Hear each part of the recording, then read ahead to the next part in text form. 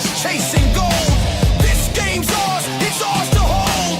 One shot left, one play to run. Make it count under the setting sun. It's game time grind. All or nothing on the line. Push through the pain. Leave it all in the rain. It's game time grind. Victory's ours to find.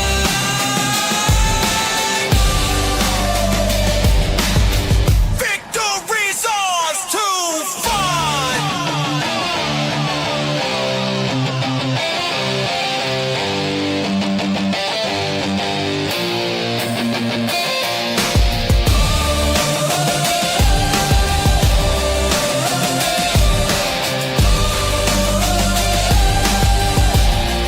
It's game time grind.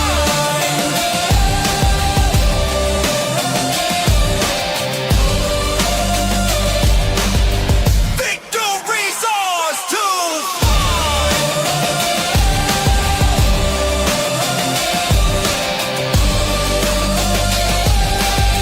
Victory's ours to find.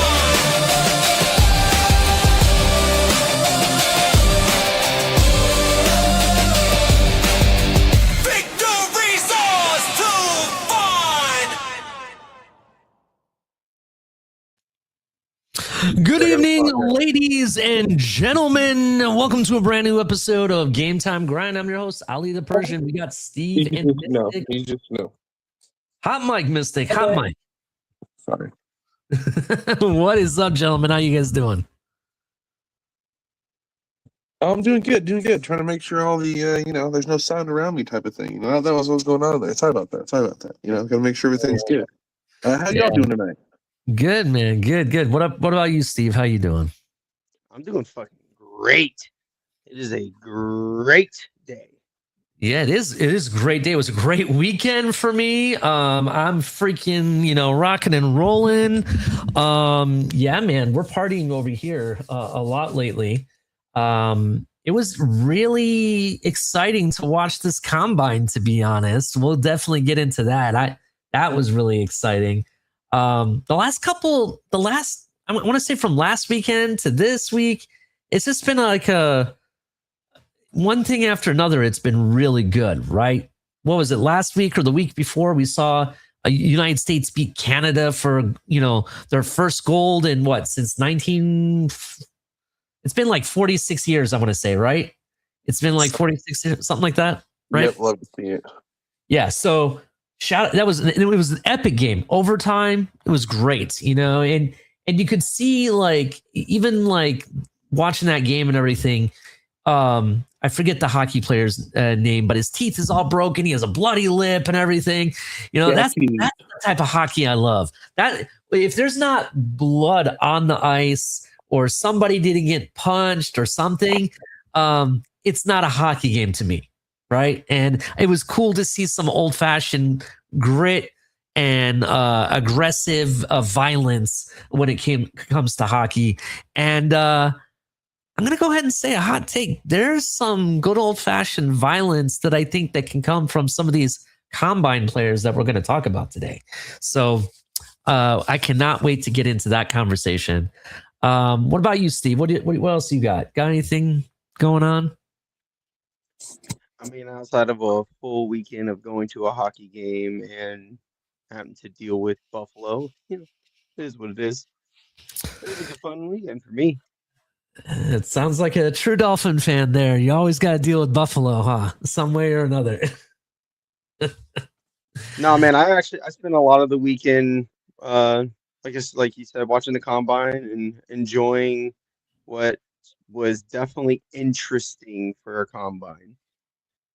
Yeah, I mean, that for me, that's kind of where it's at. There was a lot of interesting prospects that performed, and I want to get into that a lot today and talk about, the talent that we're starting to see in college football and stuff.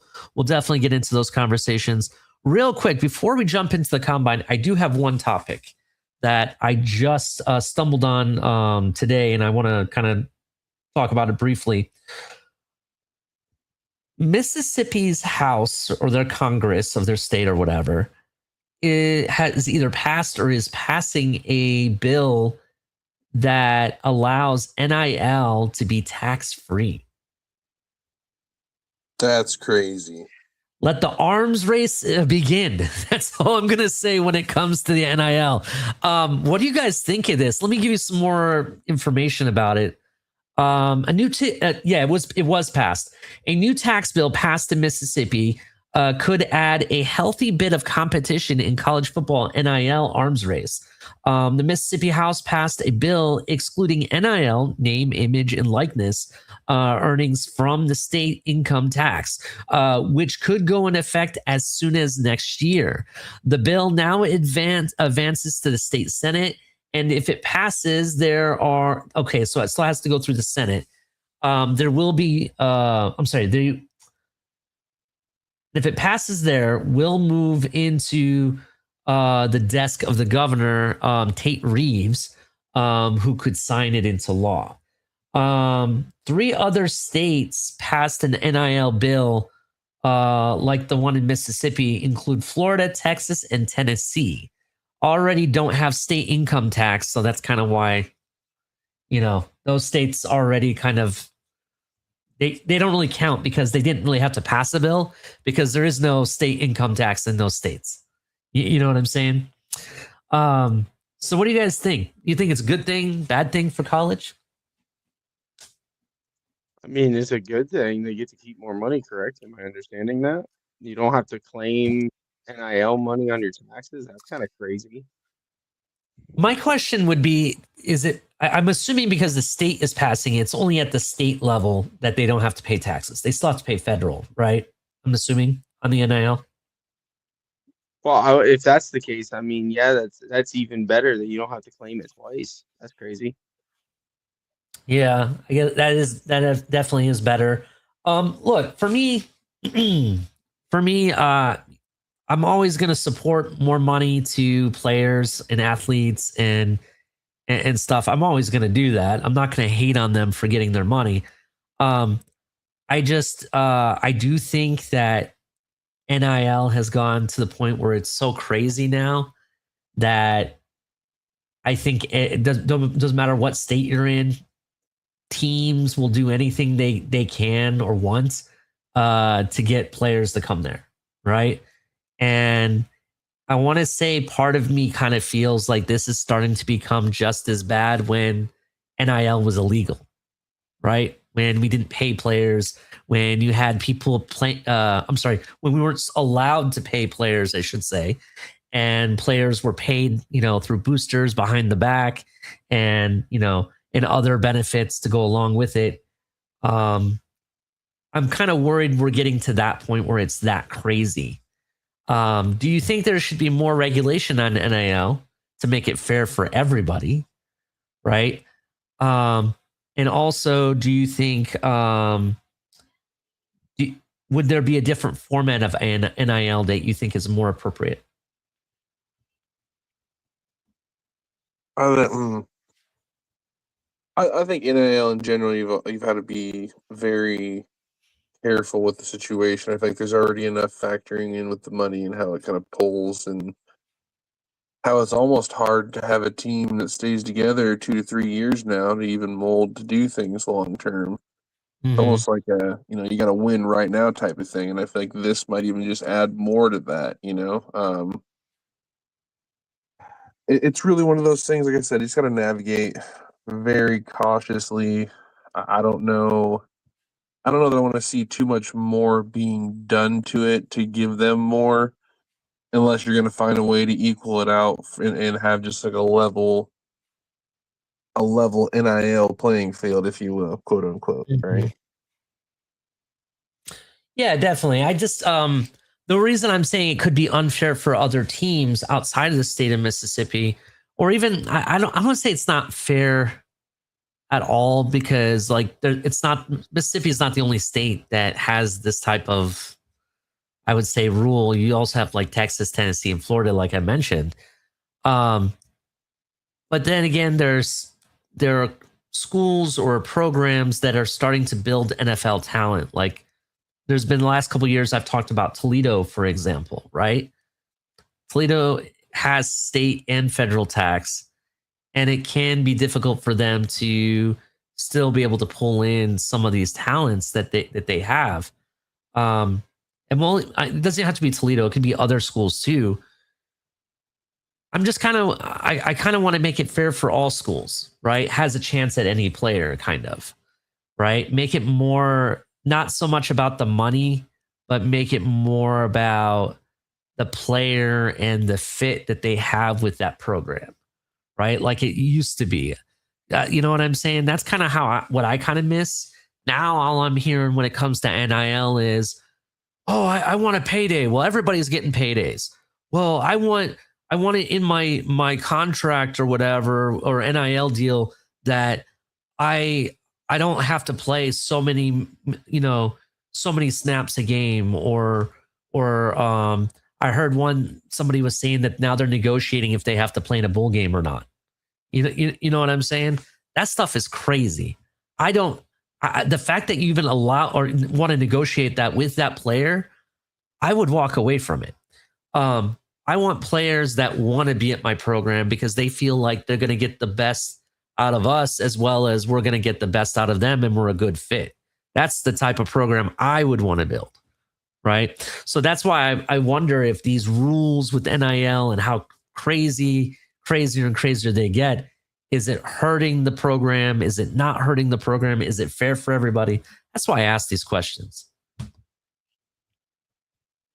Yeah, I mean, it's like anything else, right? There's always gonna be a point where it's either gonna go too far and it's got to be reeled back in. But like NIL alone, once you start allowing it to affect contracts, like we kind of talked about it before, like you need to start thinking about caps then, because now players are going to be able to adjust how they want contracts made up. Well, now you're even at like some teams are going to be able to get even more talent, and other teams or other schools are going to be like, you know what, we're not paying you for you to sit out these many games. So it could be a benefit too. It could be a shock treatment where they stop giving high NIL to these players who want to sit out all these games. They don't want to play bowl games. They only want to play in the playoffs. They only want to play when they're playing Big Ten teams, whatever, right? Where just through a maturation, like they get sieved out. That could end up being a good thing, because I think some of that's starting to bleed into the league, where these kids are taking how NIL works and trying to make it work in the league, and it's just not the same. Yeah, absolutely. I agree with you. It's not the same. I just think the whole premise of what's going on with college football, and not just college football, but college sports in general, it's really interesting. It's kind of remarkable, but scary at the same time. Is it good for the league? Is it bad for the sport, or whatever? That's, it's going to be really interesting what happens over the next couple of years. You have football teams now in college, and maybe they had this position before and they just didn't really make a thing about it now. But now I'm seeing reports of, oh, this team hired a new GM. And I'm like, when did you ever hear about a GM for college football? Right now, it's like every other team has a GM now.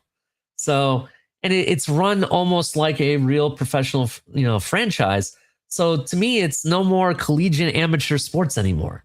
You get what I'm saying? That's kind of where I'm at with college football and the state of college sports in general. But I want to end on this topic. That's something we can come back to later in the offseason, talk about the state of NIL, because it's ever changing and developing and whatnot. I do want to get into the big stuff today, gentlemen. But before we do that, everybody at home, I see everybody in the chat, Michael K, Christian Leap. I'm sorry, it's giving me your email names. So if I don't know who you are, I apologize. In addition, hit the like button. That's what I'm asking. Hit the like button. Subscribe if you're brand new. If you're on the TFTG side, come over to at 4th and 10U. If you're over on Twitter, come over to YouTube. Come to at 4th and 10U. Subscribe if you're brand new. Turn on the notification bell. We try to do a show every Tuesday, sometimes even twice, even 3 times a week sometimes. So definitely we're trying to build the community up and get the show going. We really appreciate all the support. And if you didn't hear me say it in the beginning, make sure you hit the like button. But yeah, let's get into this. The 2026 Combine. What do you guys think, gentlemen? It was a crazy combine. This honestly was one of the more. I think you said it, Steve. But you know, when we were backstage, you said that it was announced that this was the most athletic draft class or combine that we've had in a long time, right? In NFL history. NFL history, yeah. And there was a lot of surprise performances across the board. Bro, I've never seen that many fast receivers in a combine. Like there's usually like 1 or 2 or 3 guys that are like really that fast. This was a whole class of them. It was ridiculous. So I we'll definitely get into that. I want to get into the Sonny Styles performance. Honestly, Sonny Styles, in my opinion, proved that his whole performance that he's a top 5 pick, in my opinion. In fact, I'll argue the only reason he's not the number 1 overall pick based on that performance is the fact that there's a QB named Mendoza that's ahead of him.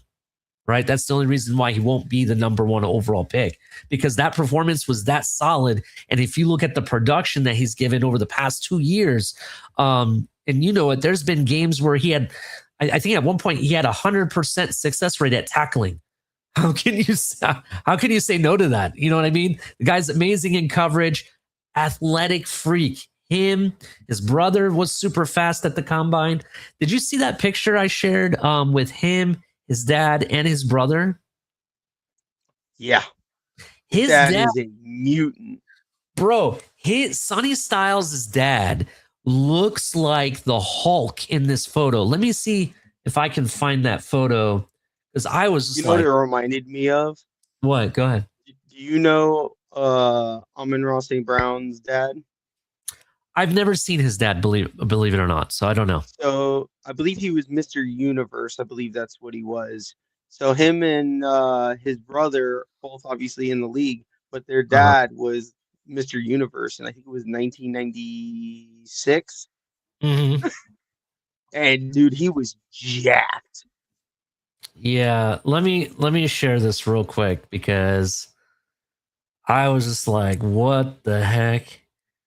Pull it up here. There we go. Dude, check this guy out. This is ridiculous. Look at these arms, bro.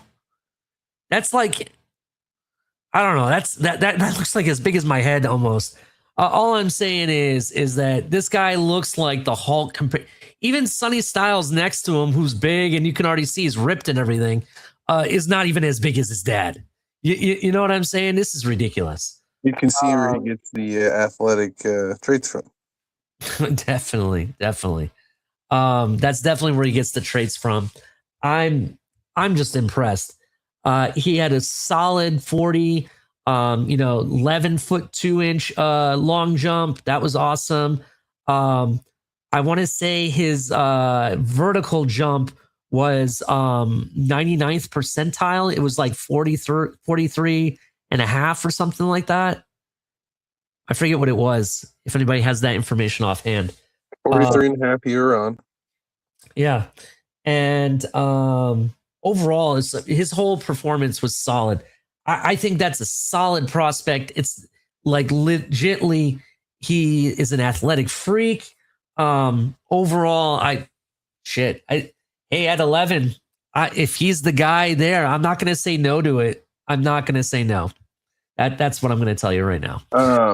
Next Gen Stats is saying they're calling him an elite prospect. There you go. He's elite. I believe he broke the high jump record for linebackers. I believe he had the longest broad jump of linebackers, and he more definitely, at least of this class, I believe he had the second fastest or the fastest 40 of all the linebackers. And all of this crazy because he's only 21 years old. Yeah. He's super young still, too. You're absolutely right. It was just really like the whole draft, and then seeing his brother of all people run what, a 4.37 or a 4.39 or something like that. It was ridiculous. I was just like, man. His brother ran, I believe, a 4.28. Look, I'm not super high on Lorenzo. Like I don't get me wrong. I like Lorenzo Styles. But he is more of your special teams type of dynamic player. Like he's good. Like, how do I say this? You go look at the tape. He does a lot of things well. Don't get me wrong. I just don't think he's your number one banging starter day one. You have to draft number one overall pick kind of guy. I don't think he's that at all. He's a special teams gunner with backup safety developmental prospect. 100%. Yeah, I can kind of see that. I'll give you that. I will say the 4.39 or whatever definitely helped his stock. He might. I'm going to say, what do you have him at? Third round? Is that where you have him? Where do you guys have him at? Who? His Lorenzo. brother? Yeah. Oh, that 4.28. I still think he's a late rounder. Not 4.28. He ran a 4.39. I thought. 4.27. It was a what? It was a 4.27. Oh shoot, I was wrong. 4.27 he ran? He ran a 4.27. That's why I said that. He ran a 4.2. I still think I still don't think only one guy ran faster than him, and that was Brendan Thomas out of Mississippi State, who had a 4.26. Holy shit. I'm telling you, bro, there was so many fast demons in this game or this combine. It wasn't even funny. You see, was it? I believe it's Trey Lance's brother. What, Bryce Lance? Yeah, Bryce Lance. Dude, that kid booking it too. I didn't see him. I'll have to check that out. I think his film's still gonna hurt him, Ollie, because I think you're absolutely correct. There is no film. I think he had started 2 games or something last year for you guys, or I want to say it was more than 2 games. I want to say he played like 3 or 4 games, but he did play in games as like coming in, for people and stuff. My issue with Lorenzo is there's sometimes when he's on it, but then there's times where I kind of feel like he's not consistent. And you know what I mean? Like he's not at safety. I'm sorry. The guy I'm going to talk about next is a much better like prospect overall. I think he's the best safety in this draft, but there's a lot of news behind him and we got to talk about it. Caleb Downs. All right. Caleb Downs going into the combine was arguably one of the best prospects, according to all the experts. I want to say in 2 different Mel Kiper drafts or whatever mock drafts that he did, he actually had a Caleb Downs at number 5 at one point. I want to say he raised them up to number 2 to the Jets at one point. All right. But news broke out, and I want to say it was 2 nights ago, maybe 3, where news broke out that he had a partially torn meniscus. And that's why he didn't work out at the draft or at the combine. I'm sorry. Then the next day there was, all these different rumors coming out that, he has a degenerative knee and he has knee issues and everything. And, people are starting to be really down on Caleb Downs and whatnot.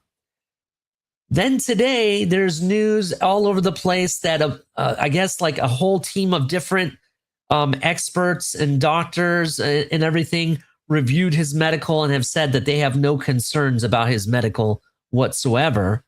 And then there's a report going out today that a bunch of NFL execs and GMs and different front offices looked at it and said that they would definitely be cool with it and love to have him on their team. So which is it? Does he have problems or does he not have problems? Do they want to draft him top 10 or not? Look, I'm going to tell you right now, I still think he's a top 10 pick. Will he be top 5? I don't know at this point. Because part of me kind of feels like, well, part of me kind of wonders, why did this information come out? Why didn't it come out before? Right? I guess they do the medicals at the combine, so I get why it didn't come out necessarily, well beforehand. But it was just kind of weird timing of things. And for me, I think one of two things. Either it's true, actually one of three things.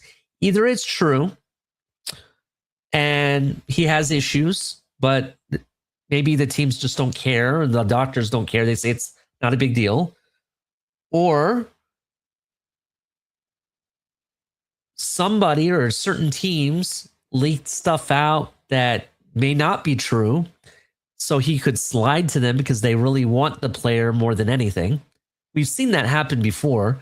Laramie Tunzel, for example, it wasn't even a team. It was his stepfather that released information, and look how he slid. You know what I mean? To us, technically.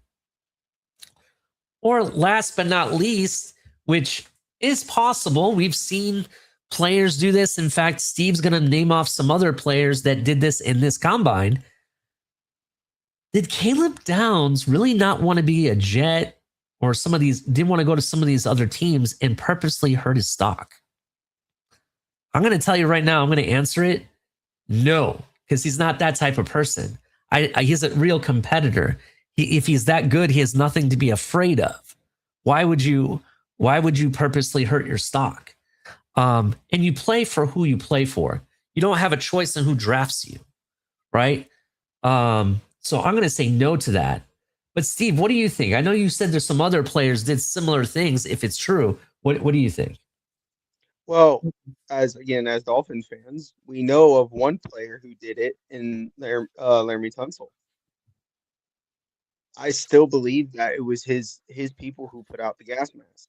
But specifically in this draft, and I get the competitor thing, but as a competitor, wouldn't you want to be on a better team? Wouldn't you want to put yourself in a position to be on a team that has a better chance of competing and winning the thing that pretty much every kid who has ever wanted to make it to the league wants to do, and that's win a Super Bowl? I think that's what Mekhi Lemon did.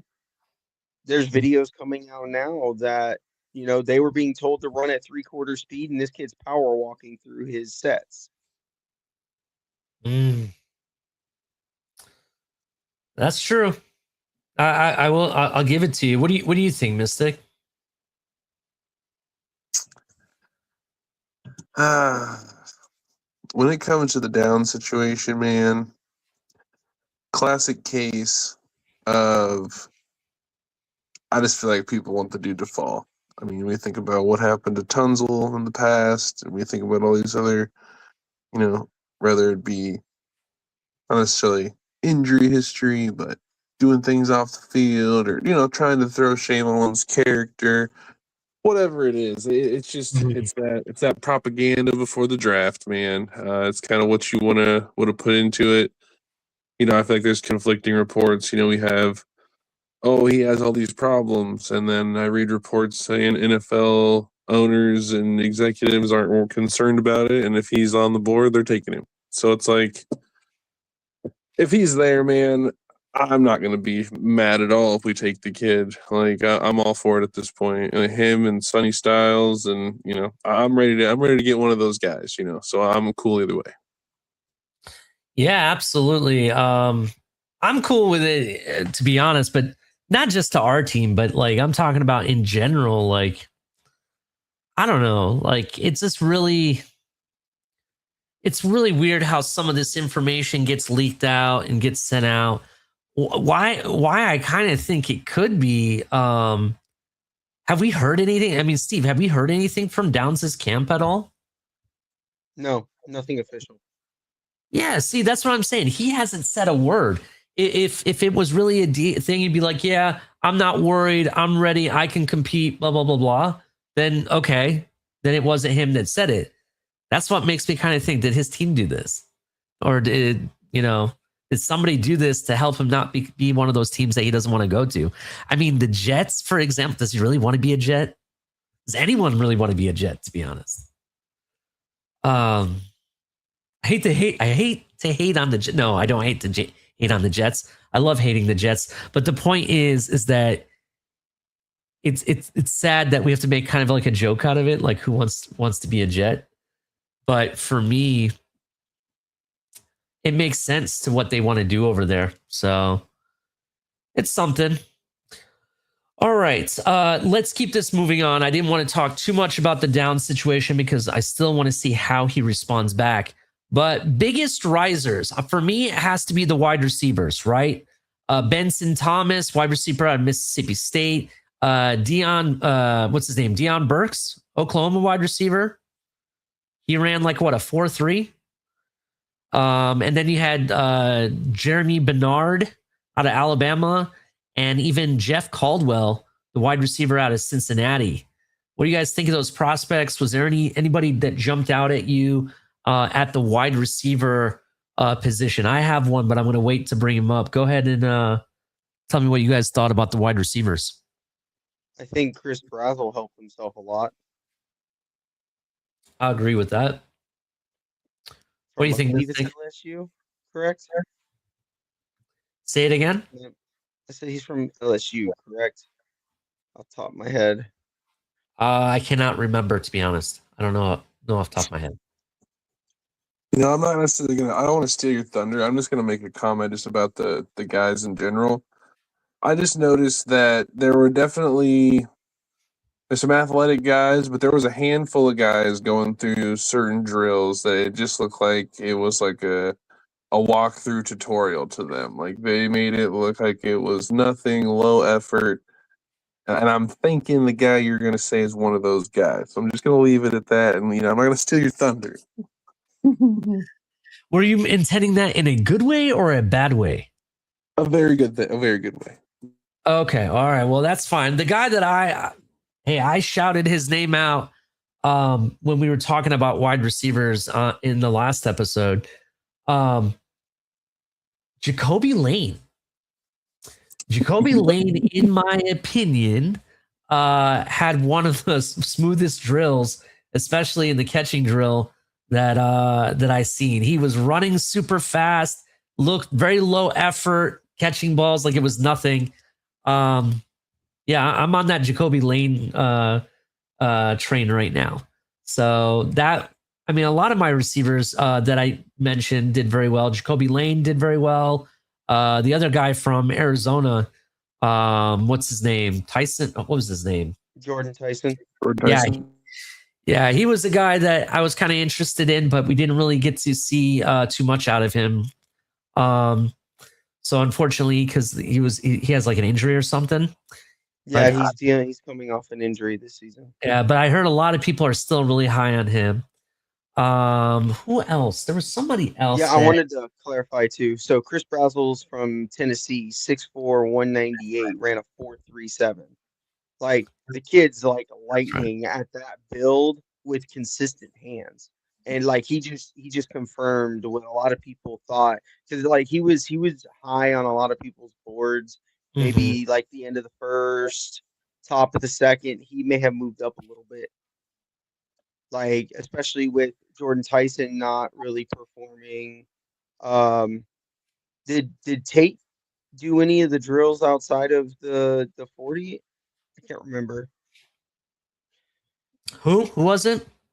Cordell Tate. Did he end up doing any of the drills outside the 40? I will tell you in 1 second. I wasn't impressed with his 40. He looks faster on the field than he did in his 40, to be honest. Yeah. I figured a 4.5, 4.4, high 4.4, low 4.5, and that's about what he ran. Yeah. No, I didn't see anything else that was noted for him. I think it was just the 40 he ran. He measured 6'2" and a quarter, 192 pounds. He has 31 and we'll just say 32-inch arms almost. Hands 10 inches and a quarter. His official 40 is a 4.53. But I've seen him in, on the field running 4.45s, 4.47s, and 10-yard splits of 1.61 seconds. So yeah, I wasn't really that impressed with him there.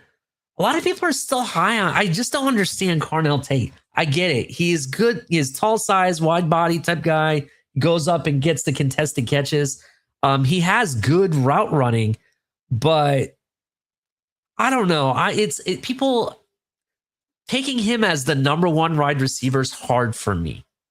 I would say he has some talent that he should definitely be a number one pick, but number one receiver off the board, I don't know. I like some of the other guys we've brought up. What's his name? Benson, the guy from Washington. You know who I'm talking about? Either of you? Maybe not. Talking about Denzel Boston? Boston. That's what I was thinking of. I was gonna say Benson. Yeah, I'm like, I don't know a Benson, but I think Boston. Yeah. You threw me off. Sorry, yeah. My bad. No, 6'4", 212. I mean, yeah. I actually was going to ask y'all about that. How did y'all feel about him only having a 35-inch vertical and running a 4.5? Because his thing is his 50-50 ball. Mm-hmm. And like the vert's not there, the shuttle's not great, the 40's kind of slow. Like the film shows it, so like that's gonna save him and keep him where he's at. But like, man, he didn't look great. He did well in the drills, but that 40, I think, and that vert hurt him. Mm-hmm. Real quick, for people that don't know at home, I have only maybe gotten 3 hours of sleep since Friday, and that's not a joke. I got woken up about 2:30 in the morning on Saturday, and I didn't go to bed till I want to say it was like 11 o'clock or something like that at night. And I have not really slept at all. And it's not for bad stuff. It's actually really good stuff, but I'm sorry if I messed that name up. I've been tired. You can see it in my eyes. Speaking of wide receivers, let me find it real quick. There was somebody else I thought I had listed here. You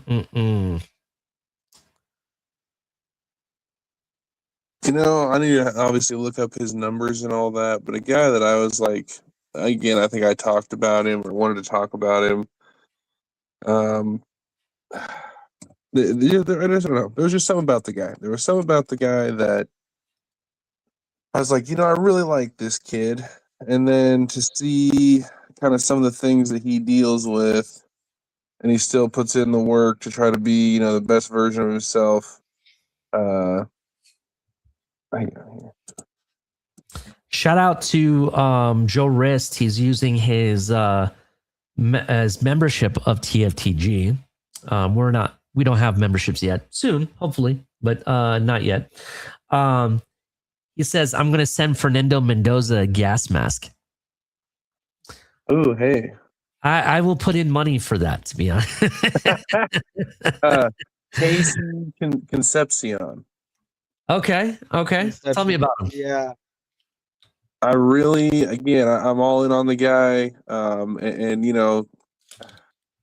don't be one of those people that makes fun of people because they talk different and you just, you just don't understand. Unless you really understand somebody, don't speak on their life and then the things that they deal with. I really hate to see that, and people give the kid a hard time for having a speech impediment and things like that and stuttering and like, I don't care, dude. That's who we were talking about. Okay, the guy that had the speech impediment, bro. Yes. He looked really clean in all of his drills. I don't know why people are like, look. I got to get this. I got to say this real quick, right? Because even Arbel Reese, for example, I had people telling me, "Oh, he doesn't sound very professional or as clean spoken as like a Sonny Styles or a Caleb Downs, for example." Look, some people they train all their life to have that speaking voice. Even myself, I'm not the best public speaker, but I do this enough that I got practice in. he may not be the best speaker, but is speaking what really shows his production on the field? Is speaking what wins you games? Is the speaking make the sack on the quarterback? Does speaking stop the run? Or does it stop the pass coverage? Or does it throw the pass or scores the touchdown or the field goal? No, it doesn't. It's what you do on the field that makes the difference in the game. It's what you do in the gym or what you do at practice that makes the game. I really could care less if he, could say, pronounce my name correctly, or I could care less if he could pronounce anyone's name, or I could, like, for example, when we drafted Tua Tagovailoa, it took me a while to understand how to say his name, right? If I'm Tua Tagovailoa, if this guy's a winner on the field, I could give two shits if he calls me Tua, TT. I don't care what he calls me, right? I don't care how he talks. So enough with that kind of stuff. For me, it's this. Some people have speech impediments, but they have a wealth of experience and wealth of ability to go overcome those things and become very, very productive in life. Famous people, I'll give you some. Most recently, Joe Biden may not, for some of you may think that's not the best president in the world, but he still became president of the United States. He has a speech impediment, right? You look at who's the guy that owns X? Elon Musk. Elon Musk has a speech problem. Not a lot of people know that, right? My point is that there's a lot of people out there that may have these types of issues, but they find ways to overcome them. And that's what makes them special. This guy looks really good in the catching drill. He looks super fast and clean. For me, I'm okay. I could care less if he has a speech impediment. As long as he can understand my coaching, if I'm his coach, and if he can understand what I'm putting down, that's all I ask. I don't know. That's just my thoughts. Sorry if I went on a rant. Go ahead. Nope, you're good, dude. I agree. Anyway, so yeah, wide receivers, super fast. There was a lot of them. Some of the guys that I mentioned did very well. Overall, I thought the whole class is going to be really interesting. I do expect even our team, the Dolphins, to draft a wide receiver. The question is, will they do it early, or will we get lucky and find someone special in the third round? There's enough of them. I think we could wait to the third round, to be honest. 100%.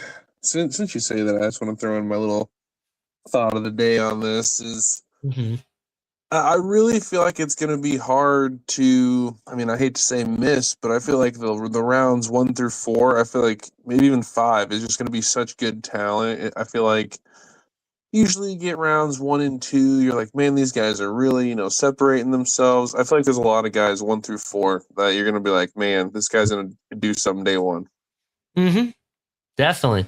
I think there's a couple of them out there. It's going to be really, I was right. Benson. There is a Benson. You guys were wrong. I wasn't. It wasn't the guy. I was thinking of Boston, but there is Malik Benson who plays for Oregon. He's a wide receiver. Oh, okay. Well, that's Oregon. What you throw it off. Yep. You're good. And he actually ran a 4.37.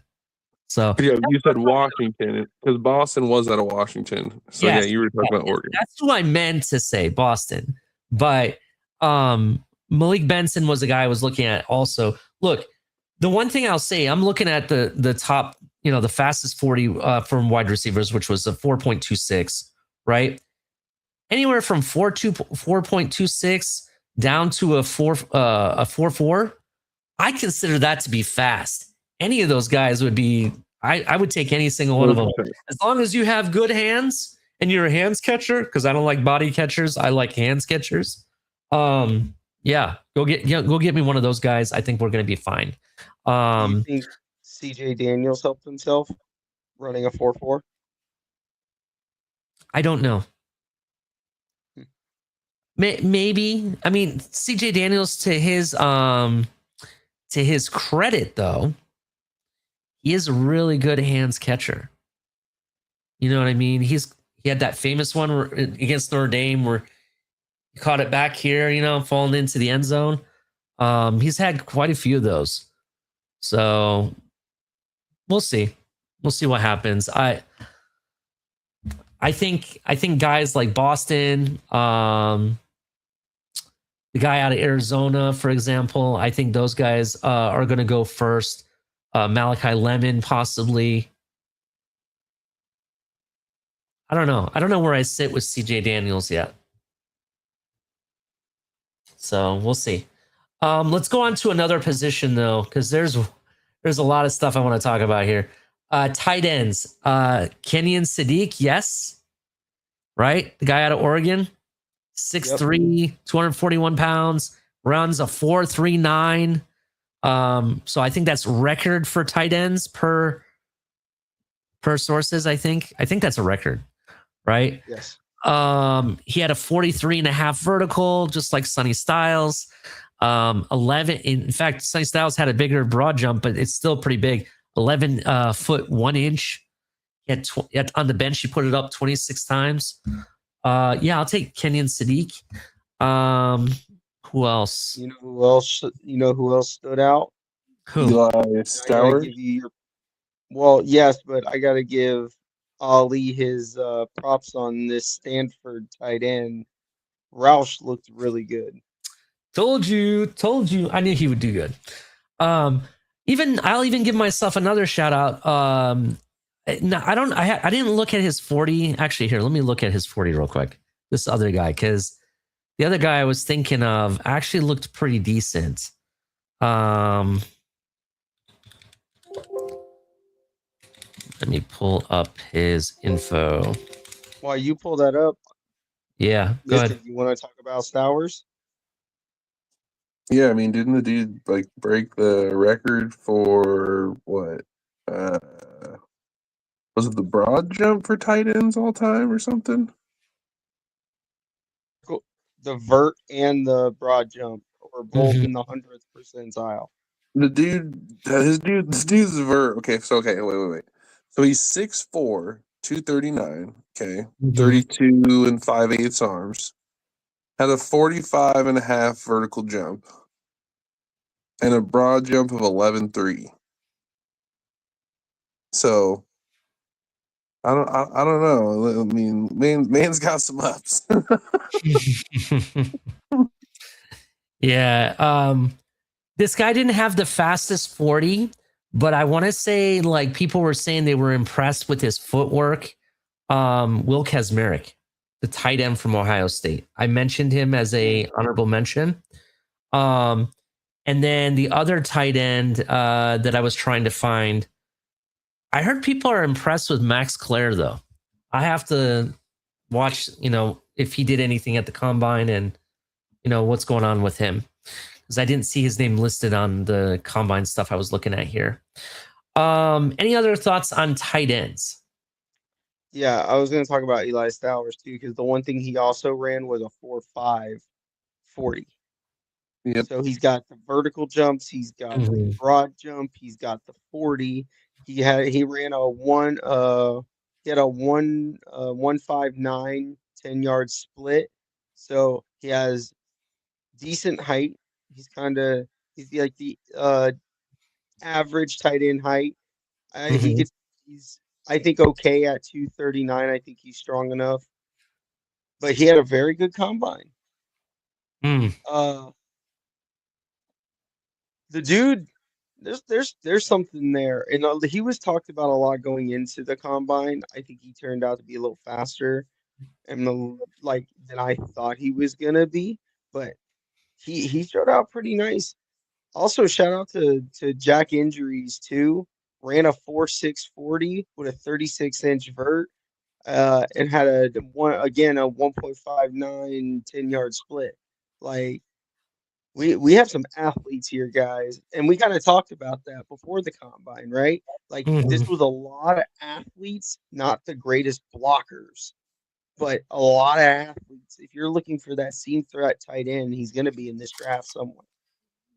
Absolutely. I definitely agree. There was a lot of a lot of athletes for sure. Like, not just in tight end, not just in wide receiver, but overall, even on the defensive side, even linebackers galore. There's a lot of talent.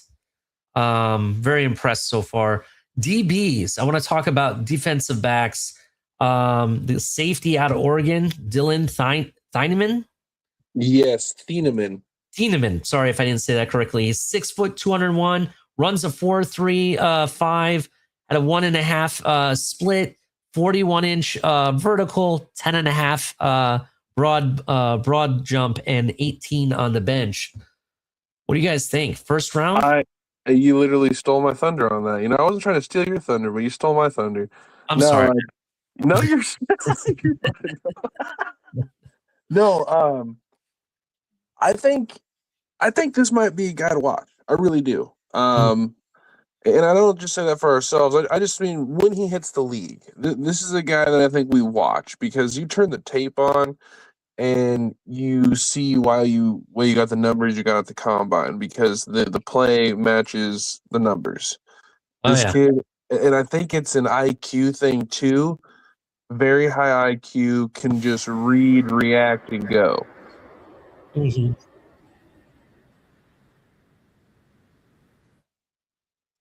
Sorry about that. I had clicked on something. I didn't know there was going to be audio. Apologize. No, you're good, man. Sorry about that. Yeah, this is a guy definitely to watch. I'm excited for him. I started watching some tape on it, and I'm like, yo, this might be a steal type of guy. Like, I don't know, a second, third round type of guy. If he falls to that, I'd grab him in a heartbeat.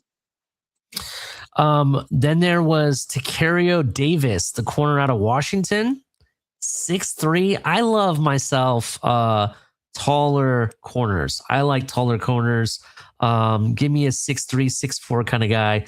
Weighs 194 pounds, runs a 4.41, had a 37-inch vertical, 10.3 on the broad. That's all the information they give me for him. The height and length plus adequate speed. I think I think he's a safety with cornerback traits. What do you guys think? I agree. He looks smooth, ran well. You can't like the athleticism's there. Definitely. Who stuck out to me though? Torino Pride Jr. from Mizzou. 4'3", 240. He's short, but I think you could play him as your like nickel slot at 5'10", 185. But like he's smart, he's athletic. He stood out there in the combine. He's very smooth. Absolutely. I talked about, if I remember correctly, this Colton Hood guy. Excuse me.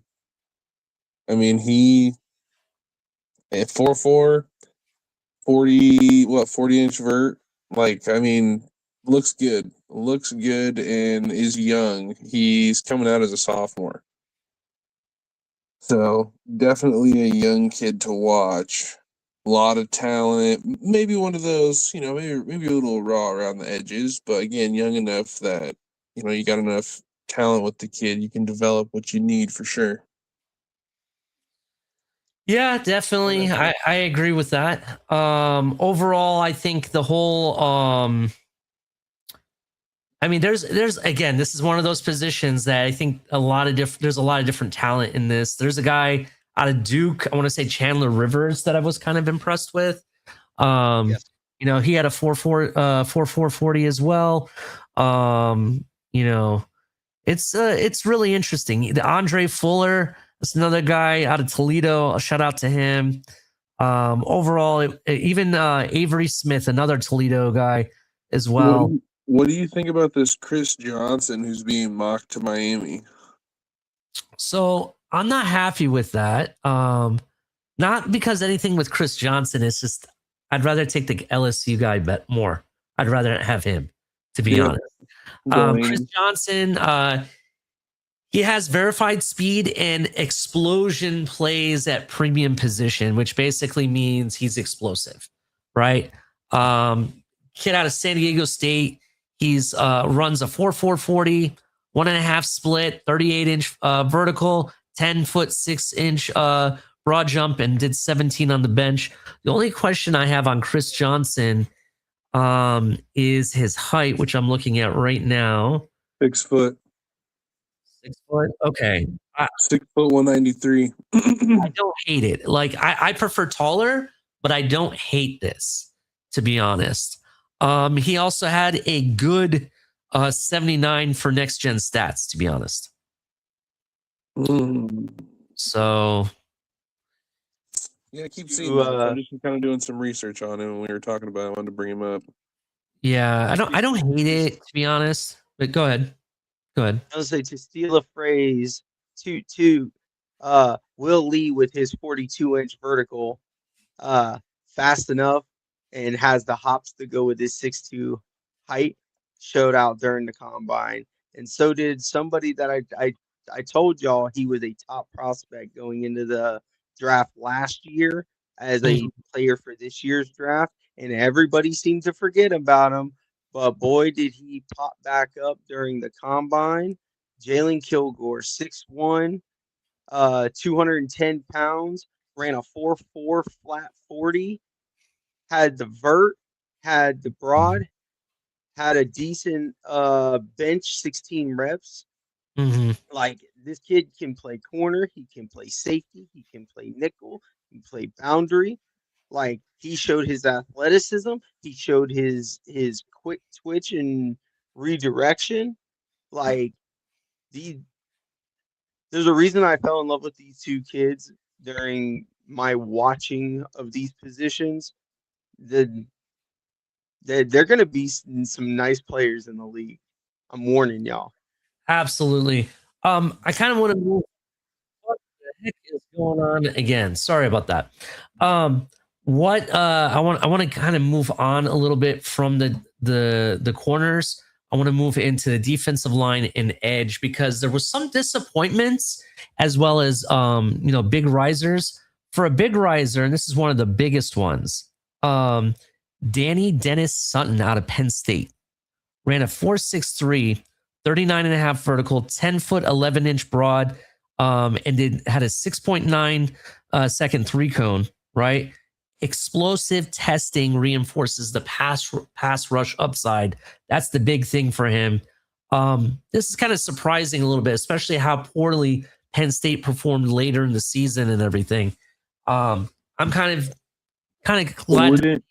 Go ahead. I'm sorry. Go ahead. No, you're good. I was just saying, but wouldn't that go right into what we have said on this show about the talent that was on that team and that the coach couldn't maximize the talent? Absolutely. And that's going to go into a quarterback that we're going to talk about later on as well. I want to talk about that. I know we're on the risers. We've been talking about everybody that's been rising, but I kind of want to jump into the divers. I call it, because this guy has fallen. In my opinion, he had one of the not so amazing combines. I know Steve's like, it's better you than me saying it. Let me find it here. Biggest fallers, right? I just did a random search for biggest fallers to see who they would come up with. And AI says the biggest faller at the combine was Ruben Bain out of Miami, who measured 30, about 30 and 7/8 inch arms, flagged as historically short versus edge thresholds. What changed? Some teams will start grading him as a role usage player rather than a universal top edge player. Wow. Think of that. That was kind of interesting. I know the joke about him was he had these short ass arms, right? But they're saying he's just undersized for the position too. What do you guys think? I think he's still going to be a top 15 player. Still? No. Yeah. You know who, and I'll say it after, I can talk about it in a little bit, but I think Akeem Mesidor's tag team partner also hurt himself by not performing. But Bain is it's one of those things of like you see he's small for the position. The he's okay on height. He can use some more height, but his arms came in, and there's some debate over what his arm length actually is. Mm. The official did not match a report that came out by, I believe, Schefter or Rappaport. One of the two reported that there's some people were getting 32-inch arms. So I don't know what his actual arm length came out to. It could have been, the media trying to save him or whatever. But Bane, he's film. It's on the film. Like the question with short arms is, do you finish? And I think during the playoffs, he proved that he can finish on those plays. Like I'm not as concerned because that was my concern during the year. Like we all talked about this on here and spaces on Twitter. Like Bane's question for me was he going to start finishing when it mattered? And he started showing up when it mattered. Rather, he was generating the sacks himself or he was pushing them into Mesidor. So my only pushback about that is we're moving from college to the professional NFL, right? The NFL. And in the NFL, the offensive linemen are bigger. Running backs, even though their running backs can be bigger too, right? Overall, every position technically you see players get bigger and bigger. I just think and the game's much faster too. Can that make a difference when it comes to his short arms? Like, can he make up that difference somehow? Or because I'll tell you what, I've watched the same tapes you have, right, Steve? And there are times where he does look that good. And then there are times where I have to beg him to at least make one tackle in the game. Right. And for me, that's kind of concerning. So that brings up other questions. Is his size really that much of an issue? People say that, we'll speak of our team since we know a lot about it. People say that Chop Robinson is undersized for edge. What do you guys think of that? I mean, it's true. I mean, yeah, and production shows. Yeah, and if this guy is smaller for what the standard size is or standard threshold, as that they're saying, is that a concern? I would say it's a concern for any team. Yeah, I think it'd be interesting to see how that goes for sure. I mean, if he's, I was surprised that a lot of those guys didn't actually perform to, increase their stock, but I guess what do I know, right? Yeah, it is what it is. Let's switch position groups real quick. I'll jump out of the divers and go back to the risers. Offensive linemen. Yes. I'll give this guy a shout out real quick. I want the first one because I mentioned this guy. 6'5", 7/8, 321 pounds. Ran a 4.9 140, 1.73 split, 30.5 vertical. Max Ihenanker, the offensive tackle out of Arizona State. Yep. What matters is now because a 321-pound tackle running a sub 4.9 is now you climb into the round one conversation. So now this guy's like, this guy could definitely be a first rounder at this point with that performance. Look, I'm very impressed with this guy. I like him. It'll be very interesting where he goes. I know you have a plethora of guys to talk about Mystics, so go ahead with your guy. No, yeah, I mean, all three of the guys that were on my list that I wanted to talk about, I mean, in my opinion, had really good combines. All looked great. Look like they're going to be just, I mean, honestly, they're going to look great, and wherever the hell they land, they're going to be bona fide starters. Mm-hmm. The guy that I didn't get to talk about enough, so I'm pretty sure when I had looked him up, they had him at like 6'5". He measured out at 6'7", 317, 34 and a quarter arms, almost 10-inch hands. That Blake Miller that people were saying was going to be a long-term right tackle, ran a 5.04 40, 32-inch vert, 9.5 broad, and had 32 bench reps. He actually rated out as one of the best athletes for O lineman.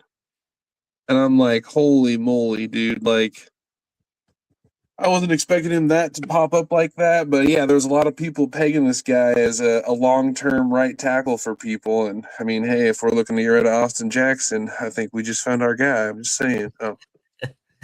Yeah, definitely. Look, Steve wants to talk about any other Thunder, you know? go ahead. Go ahead, Steve. Well, I was gonna shout out the two tackles because I think they both performed well. But just getting out of the top guys, Jalen Farmer actually performed really well. I don't know if you paid attention. It's saying no, it's saying sorry, Ollie. What about Logan Jones? Every time I find something cool, I got to figure out how to mute it. My bad, bro. I need to. No, you're good. Another one. I was just gonna say real quick. Jalen Farmer actually performed really well. He ran a 4.940. Yeah. Had a pretty damn decent broad jump. Had a nice 10-yard split. 34.25-inch arms. Like the athlete that we saw on film definitely translated to the combine. 6'5", 312 out of Kentucky. Like he might be a nice guard in the league. Yeah, I'm curious to see where Logan Jones is going to fall. Had the fastest 40 time out of fastest 40 time out of all the linemen, 4.9. Yeah. It's very curious to see where he is. 6'3", 299, 30 and a 3/4 inch arms. You're dying. Oh my goodness. Who was the guy? Dunker had the hair, right? That everyone was talking about. Yes. On my Twitter. The mullet with the most. Oh, it was funny. How did you feel about his push off and climb drill? So that was the thing. I didn't get to watch a whole lot of the drills like I needed to for him. I saw some highlights and such. I heard some people say they were concerned at times with some things. I think that's why, in my opinion, I think he needs to be a guard. I don't think you put him out at tackle. I think if you put him at guard and let him grow within what he needs to be, I think at 6'5", 320 with those 10-inch hands and 33.5-inch arms, I think you can absolutely get that figured out. I think his back and forth, the shiftiness you get, he has the low center of gravity that you want. I think I heard some people say they're concerned with the anchor and things at times. Again, I think that's something you can fix. I mean, this is one of those guys that, which is funny because they were saying that about Bayou Stevens coming in, that they were concerned about his anchor. And I didn't really hear anything bad about Bayou in this combine either, if we're being honest. So Jennings, yeah, it looks like Jennings is going to have that up and down thing. But hey, man, Jennings falls in the third round. Cool, dude. I'm there. I'm running to the podium at the third round. Yeah, definitely. Another interesting thing. What do you think about this? Some people are saying that the guy out of Utah, Spencer Fanu, because of his measurements, he's more of a guard. What do you think about that? Oh, wow. I did not know that was what was being talked about. That would change some stuff for sure. Yeah. They're saying Spencer Fano, they're saying is a guard. Yeah. That's been a conversation about the top tackles in this draft. And it was that way last year. I don't know if y'all remember or not. Last year, the same conversations happened that the guards' arms are shorter than desirable, so they try to push everybody to guard. But I don't know if you saw what Fano said. He's like, I don't care where you put me. He took snaps at center. I don't know if y'all saw that or not. He was taking reps at center at the combine because of it. Yeah. Yeah, I didn't see that, but that's really interesting. But yeah, that's what they're saying, that Spencer Fanu could be thrown inside rather than being a tackle. So that's kind of interesting. Some other divers, if you want to call it. And actually, real quick, I don't know if you Yeah, you already brought him up. Never mind. I was going to talk about somebody, but you already brought him up. Another diver, Cassius Howell, the edge out of Texas A&M. The arm measurement is the headline, basically. I guess he had way shorter arms than expected. 30 and a quarter arms, even shorter than short. So, want to point that out. I don't think he else? performed well during the drills either, personally. Yeah, I don't think he did. Lee Hunter disappointed me, bro. He disappointed me, but I think he can make it up in his pro day. Essentially, from what I understand, people are saying that he had a rough get off. Essentially, like when he goes to take off, it's not very fast or fluid. On tape, it looks more smoother, I guess. But we'll see. We'll see what he does in the at his pro day and see if it improves. You know what concerned me about Hunter? What's up? He reminded me a lot of Christian Wilkins. Yeah. In terms of, I don't think he was taking the combine as serious as I would have liked him to. He was joking around a lot, playing around, laughing and giggling. Like, there's nothing wrong with being, having fun. That's the whole point. But I don't think he was taking it as serious. My computer doesn't like you, Steve. I've realized it's every single time you're talking. Wait, what happened? Every time you go to talk, Steve Eisman's voice starts popping up. I don't know if you activate it or something. I don't know what it is. So I'm sorry about that. That's too funny. Yeah, go ahead, Steve. I didn't mean to interrupt you, man. Go ahead. No, I was done. It's just, I think he played around way too much and didn't take it as serious as I think he should have. I agree. Any surprises out of anybody? Not just falling, but just overall, like, wow, I didn't expect that. I mean, I guess just overall to kind of what we said in the beginning with this draft class, I think it just kind of wowed me how many overall just true athletes are in this draft. There might not be, you might not say, okay, this guy might not be a day one starter or whatever, but there's some freak athletes. There's some absolute freak athletes. Seeing some of the speed that these guys have and their, ability to jump and things like that. Like, holy moly. Talk about, modern medicine, training and all that going to the next level and these guys just getting faster and bigger every year. Like, it's crazy, man. You know who surprised me? Since we talked about somebody who else is on his offensive line or on his defensive line, sorry, Zane Durant out of Penn State ran a 4.7 640. He's a little short at 6'1", but I mean, he's just gonna have the leverage battle, right? But the dude had a 33-inch vertical too, so he can get up there and deflect passes. Like when they were running the actual attack drills where it was a sidestep, chop, spin, move, hit the corner, bend, and tackle, he was killing it.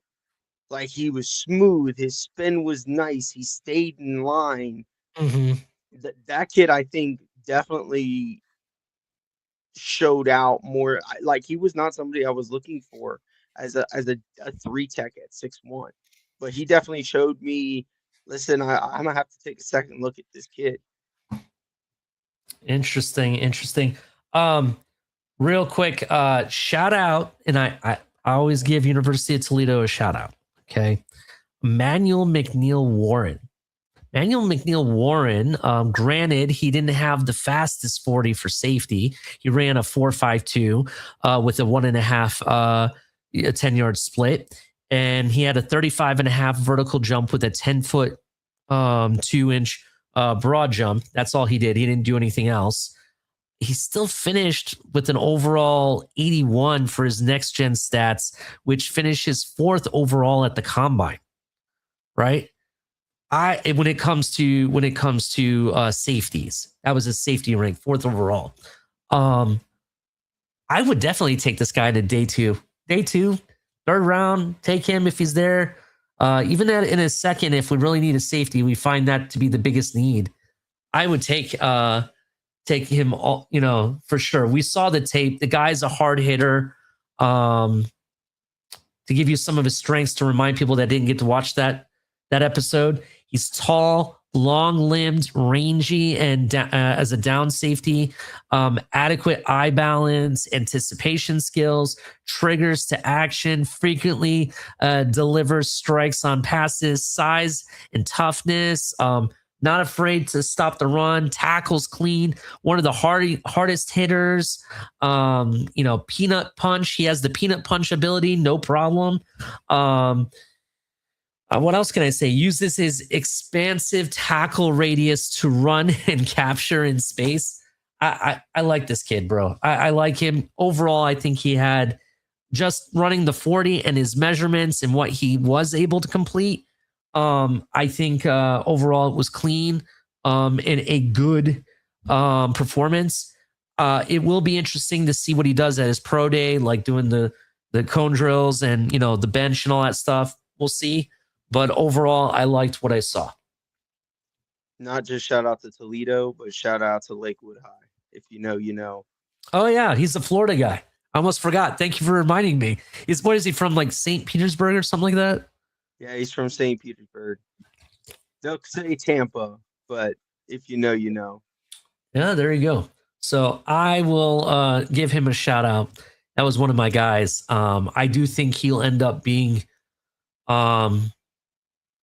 just as a safety prospect. I could see him being the fourth safety taken off the board, maybe third, possibly. We'll see. We'll see what happens. Well, what else you got? You guys have anything else? No, I think I'm good, man. He is good. Wow. That was a quick episode. Let's get to the bottom.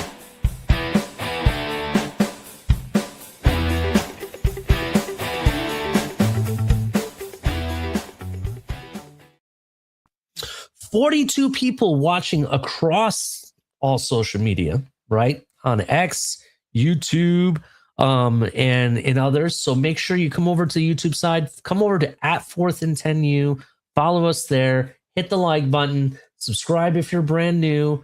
And we're trying to build this community. The sooner we get to 100 or more followers, we're going to start giving giveaways for people that like to collect trading cards, those football cards that everyone loves. We're going to be giving out some really cool stuff. So be on the lookout for that. The combine, gentlemen, we already said it was one of the most athletic, talented combines that we've seen over the ages. I was excited to see the speed, the receivers. It kind of turned out the way I thought it would for the most part. I want to say the biggest thing for me was Sonny Styles and have an amazing performance. Like I said, I think he's good enough to be a top 5 draft pick. If he's there at 11, I'm going to take him all day. So that's where I'm at. What do you think, Steve? What are your final thoughts on this combine? I just wanted, because we didn't quite get the chance to get to it, but shout out to Taylon Green and becoming the second fastest quarterback 40 since Michael Vick. And that is just shattering every quarterback combine ever. Like, you talk about a kid who's probably going to surprise some people in prospect. But this class, like we said, I said it earlier, like we said this with athletes, and it was a lot of athletes, and it showed in the combine. Every single unit on average was the fastest in NFL history, at least since 2003, I believe. But I do believe it was in NFL history. It ended up coming out that every single position shattered. Even kids that like nobody was talking about before. And that's why I love the combine. You find kids that nobody was talking about that you can now go and like, oh, I didn't even know there was a thing. Let me go see what that is, because again, nobody knows every prospect. That's just not reality. I wasn't going to talk about quarterbacks because I figured our next show we can talk about quarterbacks. We can make a whole show of it.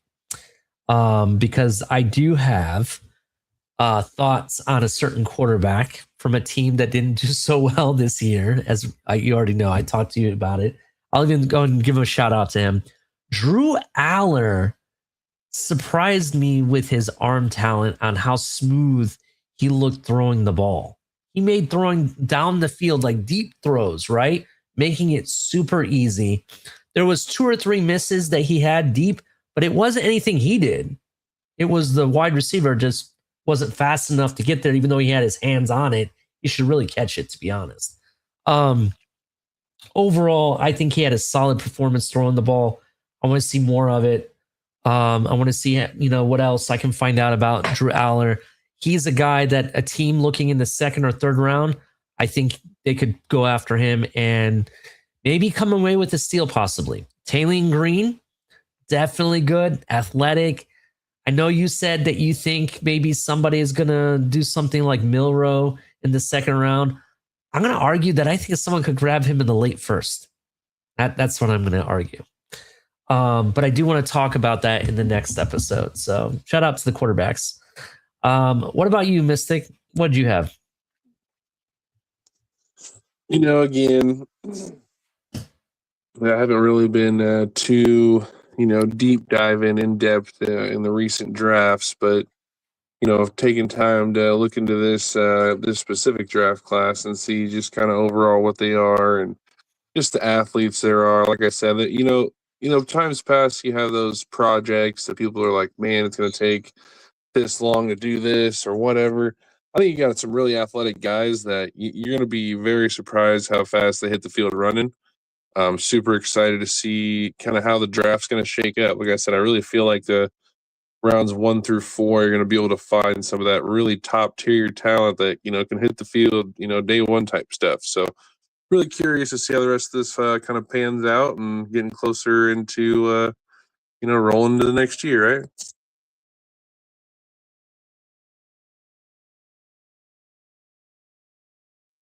And you're muted.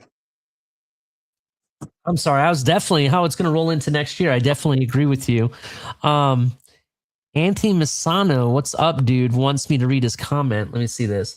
How did the bigger corners like Iggy, Julian Neal, or Takeru Davis and Charles Demings perform at the combine?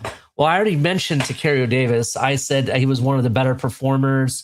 The bigger guys that I thought specifically Takeru Davis, I thought his height, length, his speed and everything overall, I think he's definitely has the traits to either be a safety or a corner. He's more of a safety with corner traits. So definitely I thought overall he did pretty well. So shout out to you, Anthony. Hope all is well. Any other final thoughts, gentlemen, before we shut it down? No, sir. I'm good. Thanks, everyone, for tuning in and taking your time. Everybody, make sure you hit the like button. Subscribe if you're brand new. Next week, we'll talk about quarterbacks, and then we're going to set up from some quick takes on the offseason, and then we're going to be on the road to the draft. We'll be talking soon. Everybody hit the like button. We'll see you in the next episode.